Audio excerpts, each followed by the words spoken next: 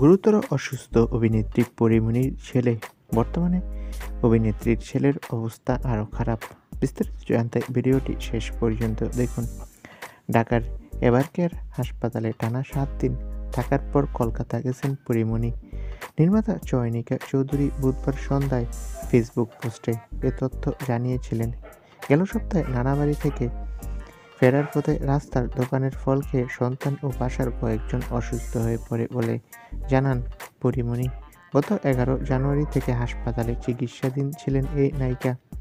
পরীমনি ও পদ্মার বেশ কয়েকটি ছবি শেয়ার করে দীর্ঘ ফেসবুক পোস্ট দিয়েছেন চয়নিকা।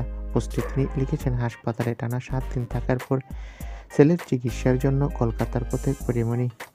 পদ্ম খুব অসুস্থ, তার 2টা ভাইরাস ধরা পড়েছে। পরীও পুরোপুরি সুস্থ না, কিন্তু কিছুই করার নেই। আপনারা সবাই পদ্মর জন্য ও পরীর জন্য দোয়া করবেন, যেন আমাদের আদরের বাচ্চাটা সুস্থ হয়ে ফিরে আসে। পদ্ম খুব কষ্ট পাচ্ছিল, অনেক কান্না পাচ্ছে তোমাদের এয়ারপোর্টে বিদায় দেওয়ার সময়। চয়নিকা তার এই পোস্টে আরও লিখেছেন, পরী, আমি জানি তুমি ফাইটার, তুমি অনেক বুদ্ধিমতী, তুমি অনেক ধৈর্যশীল, তুমি একাই সব পারবে। আমি শিওর তুমি জয়ী হয়েই আসবে।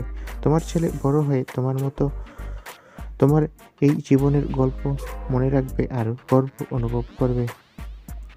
অভিনেত্রীর নতুন ছবি মুক্তি পেয়েছে 19 জানুয়ারি, কিন্তু এই ছবির প্রচারণায় থাকতে পারেননি পরীমনি। বর্তমানে অভিনেত্রীর ছেলে আগের চেয়ে কিছুটা ভালো হলেও হঠাৎ করেই অভিনেত্রীর ছেলের অবস্থা খারাপ হয়ে যাচ্ছে। ডক্টর এখনো কিছু বলতে পারছে না। তো বন্ধুরা, তোমরা পরীমনির ছেলের জন্য দোয়া করো আর আমাদের চ্যানেলটি সাবস্ক্রাইব করে রাখো। ধন্যবাদ।